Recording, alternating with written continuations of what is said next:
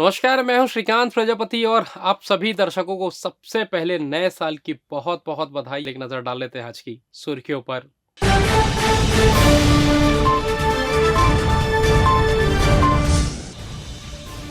Cabinet बैठक में लिया गया निर्णय, the Sabarmati express movie tax free. नए साल में बदल रहा ट्रेनों का समय, नई समय सारिणी जारी। निर्माणाधीन मकान में चौकीदार की लाश, हत्या या हादसा, पुलिस जुटी जांच में। आसमान साफ होते ही गिरने लगा तापमान, नए साल में ठंडी करेगी प्रभावित।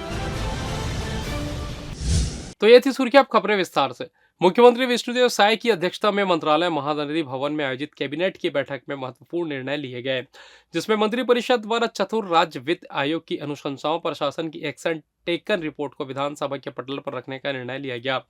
मुख्यमंत्री द्वारा फिल्म द साबरमती रिपोर्ट को छत्तीसगढ़ में टैक्स फ्री घोषित किया गया है, जिसके परिपालन में फिल्म द साबरमती रिपोर्ट के प्रदर्शन पर प्रवेश हेतु देय राज्य माल और सेवा कर यानी SGST के समतुल्य धनराशि की प्रतिपूर्ति किए जाने का अनुमोदन किया गया। इधर खरीफ विपणन वर्ष 2022-23, 2023-24 एवं 2024-25 के केंद्रीकृत उपार्जन योजना में धान एवं चावल परिवहन की दर के लिए राज्य स्तरीय समिति की अनुशंसा दर स्वीकृत किए जाने का अनुमोदन किया गया। खरीफ विपणन वर्ष 2022-23 में राइस मिलों को लंबित प्रोत्साहन राशि की द्वितीय किस्त प्रदाय किए जाने का निर्णय लिया गया। मुख्यमंत्री माननीय विष्णुदेव साय जी की अध्यक्षता में कैबिनेट की बैठक संपन्न हुई है और संभवतः सन 2024 की कैबिनेट की आज की बैठक अंतिम बैठक है और इस बैठक में मंत्रिपरिषद द्वारा चतुर्थ राज्य वित्त आयोग की अनुशंसाओं पर राज्य शासन की एक्शन टेकन रिपोर्ट को विधानसभा के पटल पर रखने का निर्णय लिया गया। आप सबको जैसे विदित है कि माननीय मुख्यमंत्री विष्णुदेव साय जी ने द साबरमती रिपोर्ट को टैक्स फ्री घोषित करने का निर्णय किया था, जिसके परिपालन में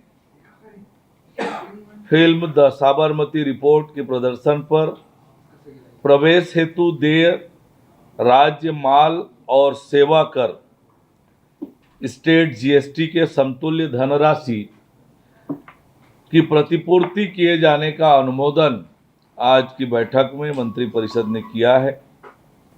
खरीफ विपणन वर्ष 2022-23, 2023-24 और 2024-25 के विकेंद्रीकृत उपार्जन योजना में धान एवं चावल परिवहन के दर के लिए राज्य स्तरीय कमेटी SLC की अनुशंसा दर स्वीकृत किए जाने का अनुमोदन किया गया।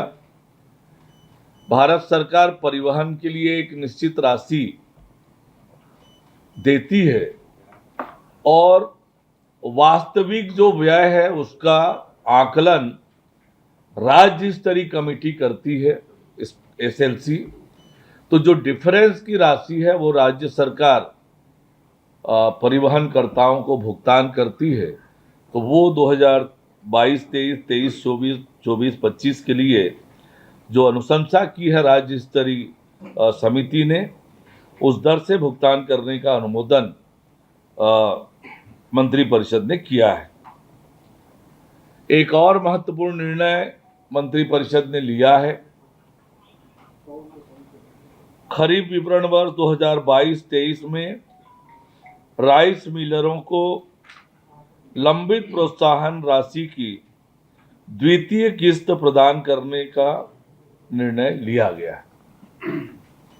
ये आज के मंत्रिपरिषद के निर्णय है जो आपके सामने। कलेक्टर अवनीश शरण ने अपनी साप्ताहिक नियमित जनदर्शन में सैकड़ों लोगों की समस्याएं सुनी। उन्होंने मिलने पहुंचे हर व्यक्ति से मुलाकात कर उनकी परेशानी पूछी और उनके समुचित निराकरण के लिए संबंधित अधिकारियों को निर्देश दिए।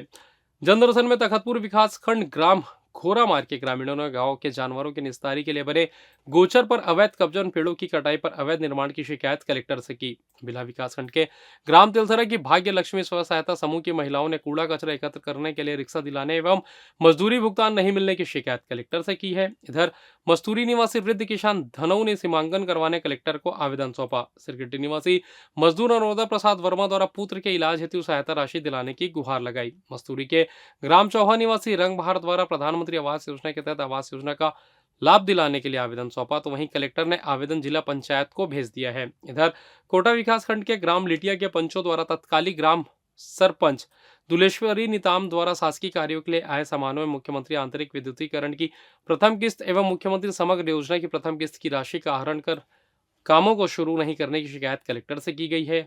कलेक्टर ने आवेदन सीईओ जिला पंचायत को भेजकर आवश्यक कार्रवाई के निर्देश दिए। इधर राजकिशोर नगर निवासी मनोज कुमार डिक्सेना द्वारा जमीन के कब्जे की शिकायत कलेक्टर से की। कलेक्टर ने आवेदन को एसडीएम तखतपुर को भेजते आवश्यक कार्रवाई करने के निर्देश दिए हैं। ग्राम मिलनाडी निवासी प्रताप सिंह नेताम द्वारा NH 130 के लिए अधिग्रहित की गई मकान एवं जमीन का मुआवजा दिलाने कलेक्टर को आवेदन किया। तखतपुर विकासखंड के ग्राम सागर निवासी नीलम सक्सेना विधवा पेंशन दिलाने कलेक्टर को आवेदन दिया है। बीते 28 दिसंबर की रात लगभग 10:30 बजे विशाखापट्टनम अमृतसर हीराकुंड एक्सप्रेस के लोको पायलट द्वारा खोडरी और भनवाटक स्टेशनों के बीच टनल के अंदर पर रेलवे ट्रैक पर अवरोध की सूचना दी गई।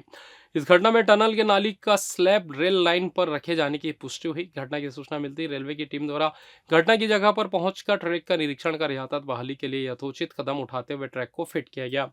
इस घटना की जांच करते हुए रेलवे सुरक्षा बल द्वारा एक संदिग्ध व्यक्ति को गिरफ्तार किया गया तथा उस पर रेलवे सुरक्षा बल द्वारा अपराध के तहत रेलवे अधिनियम की धारा के अंतर्गत मामला दर्ज किया गया। ऐसे अपराधों में 5 साल की सजा का प्रावधान है। इस हरकत से बड़ी दुर्घटना घट सकती थी, बड़ी संख्या में जान और माल का नुकसान हो सकता था, जिसे लोको पायलट की सतर्कता से टाला गया। रेलवे प्रशासन यात्रियों की सुरक्षा के लिए प्रतिबद्ध है, जिन्होंने आम जनता से अपील की है कि रेलवे ट्रैक पर अवरोध उत्पन्न न करे। इस तरह की हरकत न केवल यात्रियों की जान को खतरे में डालती है बल्कि कानूनी कार्रवाई का कारण भी बनती है, जिसके कारण उनके परिवारजनों को भी परेशानी का सामना करना पड़ सकता है। किसी भी संदिग्ध गतिविधि की जानकारी तुरंत नजदीकी रेलवे स्टेशन या रेलवे सुरक्षा बल को दे। इधर नए साल से दक्षिण पूर्व मध्य रेलवे बिलासपुर जोन से होकर चलने वाली एक्सप्रेस और पैसेंजर ट्रेनों का समय सारणी चेंज कर दिया गया है। अब नई समय सारणी 1 जनवरी से लागू हो जाएगी। एक्सप्रेस ट्रेनों के समय में 5 मिनट से लेकर 1 घंटा और पैसेंजर गाड़ियों में 5 से लेकर 20 मिनट तक बदलाव किए गए हैं। इन ट्रेनों में छत्तीसगढ़ एक्सप्रेस, लोकमान्य तिलक शालीमार, पुणे हावड़ा आजाद हिंद एक्सप्रेस जैसी ट्रेनें भी शामिल हैं। करीब 130 ट्रेनों को 131 स्टेशन में पहुंचने का समय बदला है। बाकी स्टेशनों में समय सारणी पहले की तरह रहेगी। रेलवे प्रशासन की ओर से बताया गया है कि हर साल अलग अलग स्टेशन में इंफ्रास्ट्रक्चर डेवलपमेंट का काम चलता है। इसकी वजह से हर साल 1 जनवरी से ट्रेनों की नई समय सारणी तय की जाती है। गाड़ियों के आने जाने के समय में गति बढ़ने से बदलाव होता है। और फिलहाल ये वक्त तो चला छोटे से ब्रेक का, मिलते हैं ब्रेक के बाद, कहीं जाइएगा नहीं। पिछले 17 वर्षों से रियल एस्टेट के क्षेत्र में दे रहे हैं अपनी सेवाएं और लगातार शहर की जनता को एक नई लिविंग लाइफस्टाइल। अपने कार्यों एवं सेवाओं के माध्यम से लाखों लोगों की उम्मीदों को दिया है आकार। इसलिए जिले में ही नहीं पूरे प्रदेश में इनकी पहचान है बरकरार। आपके सपनों के घर को हकीकत में बदल कर है दिखाना, इसलिए आपके लिए लेकर आए हैं भाटी आशिया।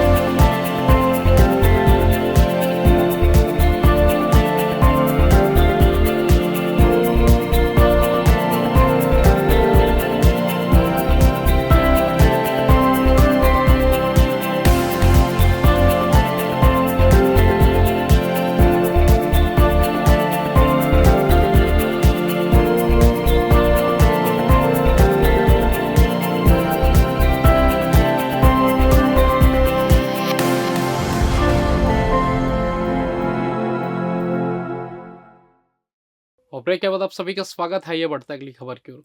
इधर बीती रात सिविल लाइन थाना क्षेत्र अंतर्गत रिंग रोड नंबर 2 स्थित निर्माणाधीन मकान में चौकीदार की लाश मिलने से सनसनी फैल गई है। रिंग रोड स्थित यस सुपर बाजार के सामने निर्माणाधीन मकान में मिली लाश की पहचान कोनी निवासी सुरेश सूर्यवंशी के रूप में की गई है।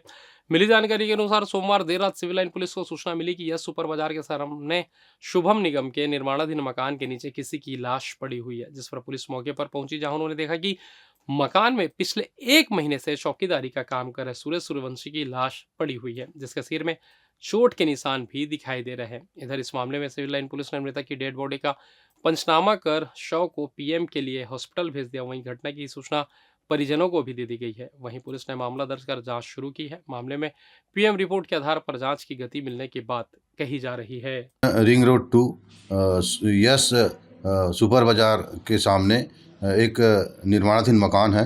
मकान मालिक का नाम शुभम निगम है। वहाँ पर रात्रि में चौकीदारी का काम करता था। उस व्यक्ति का नाम है सुरेश सूर्यवंशी। ये पिछले 1 माह से काम कर रहा था। जो रात्रि करीब 9 बजे सूचना मिली कि वहाँ पे उसकी घर के नीचे डेड बॉडी मिली है, तो इस सूचना पर मर्ग इंटीमेशन दर्ज की गई है तथा शव को पोस्टमार्टम कराया गया है। पीएम रिपोर्ट प्राप्त होने बाद अग्रिम कार्रवाई की जाती है। जिले में संचालित स्वामी आत्मानंद इंग्लिश मीडियम स्कूलों में टीचर्स भर्ती की प्रक्रिया पूर्ण कर ली गई है। इसके साथ ही अब बिलासपुर जिला पूरे प्रदेश में संविदा भर्ती प्रक्रिया पूरा करने वाला पहला जिला बन गया है। मिली जानकारी के अनुसार मंगलवार को कंप्यूटर शिक्षकों की मंथन सभा कक्ष में अंतिम काउंसलिंग प्रक्रिया पूरी की गई, जिसमें नगर निगम कमिश्नर अमित कुमार की उपस्थिति में पारदर्शी तरीके से कंप्यूटर शिक्षक के 14 पदों पर शिक्षकों का चयन किया गया, जिन्हें नियुक्ति पत्र भी दे दी गया है, जो जल्द ही जिले के स्कूलों में अपनी सेवा देंगे। इस पूरे मामले में समग्र शिक्षा के जिला परियोजना और सीजेस के नोडल अधिकारी अनिल तिवारी ने जानकारी देते हुए बताया कि जिले में संचालित स्वामी आत्मानंद इंग्लिश मीडियम स्कूलों के टीचर समेत अन्य 187 पदों पर भर्ती का नोटिफिकेशन जारी किया गया था। इन सभी पदों पर भर्ती प्रक्रिया 21 अगस्त से शुरू की गई थी, जहां 3 चरणों में भर्ती प्रक्रिया पूरी कर ली गई। उन्होंने बताया कि जिले में भले ही भर्ती प्रक्रिया में समय लगा है, लेकिन जिला कलेक्टर अवनीश शरण के निर्देश अनुसार इस पूरी प्रक्रिया में शिक्षा विभाग ने पारदर्शी तरीके से भर्ती करवाया है, जिसमें किसी भी प्रकार के वाद विवाद की स्थिति नहीं बनी है। उन्होंने बताया कि उक्त रिक्त पदों पर शिक्षकों की भर्ती कर उन्हें नियुक्ति पत्र दे दिया गया है, जो 24 घंटे के अंदर अपनी अपनी ज्वाइनिंग अपने अपने स्कूलों में करेंगे। बिलासपुर जिले में स्वामी आत्मानंद अंग्रेजी माध्यम विद्यालय में संविदा शिक्षकों की भर्ती किया जाना था। इसमें 3 नए विद्यालय खोले गए थे और 6 पुराने विद्यालय थे। इन सभी विद्यालयों में भर्ती के लिए 187 पद रिक्त थे, जिसके लिए 21 अगस्त 2024 को विज्ञापन जारी किया गया था। इस विज्ञापन के माध्यम से लगभग 40,000 आवेदन प्राप्त हुए थे।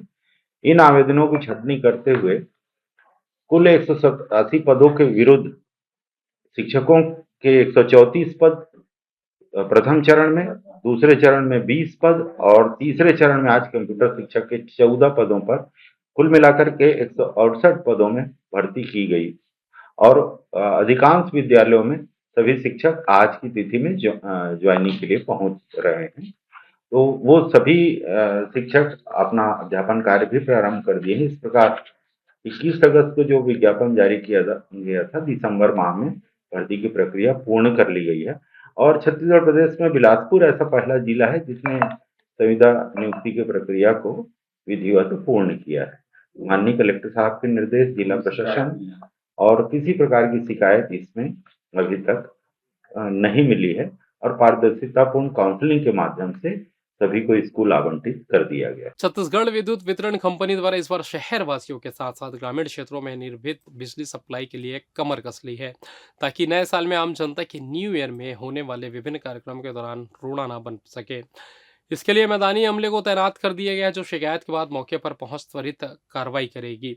इसके अलावा हर सब स्टेशन में एक प्रशिक्षित व्यक्ति मुहैया कराने की व्यवस्था भी सत्र की गई है, ताकि बिजली संबंधित समस्या को लेकर त्वरित कार्रवाई की जा सके। साथ ही सब स्टेशनों में अधिकारियों द्वारा 24 घंटे दिवाली तक बिजली सप्लाई कर अपने पैनी नजर रखेंगे। वैसे तो न्यू ईयर के समय शहर में झालर, हैलोजन सहित कई साज सज्जा के लिए इलेक्ट्रॉनिक डिवाइस का उपयोग किया जाता है, जिस वजह से लोड में वृद्धि होती ही है। साथ ही फ्यूज पंचर की समस्या भी सामने आती है, जिससे निपटने विभाग के आला अधिकारी इस बार बिजली की अतिरिक्त व्यवस्था करने की बात कह रहे हैं। वहीं इस मामले में अधीक्षण अभियंता सुरेश जांगड़े ने जानकारी देते बताया कि ग्रामीण क्षेत्रों में खासकर नगर पंचायत में फ्यूज कॉल सेंटरों पर कर्मचारियों की विशेष ड्यूटी लगाई गई है, जो बिजली बंद सहित अन्य समस्याओं का चरित्र निराकरण करेंगे। वहीं ग्रामीण क्षेत्रों में निचले स्तर के कर्मचारियों के साथ साथ अधिकारियों को भी विशेष ध्यान देने के निर्देश दिए गए हैं। न्यू ईयर को लेकर प्रतिवर्ष की भांति इस बार भी हमारे सारे जो फील्ड के अधिकारी कर्मचारी सब लोग चौकन्ना रहेंगे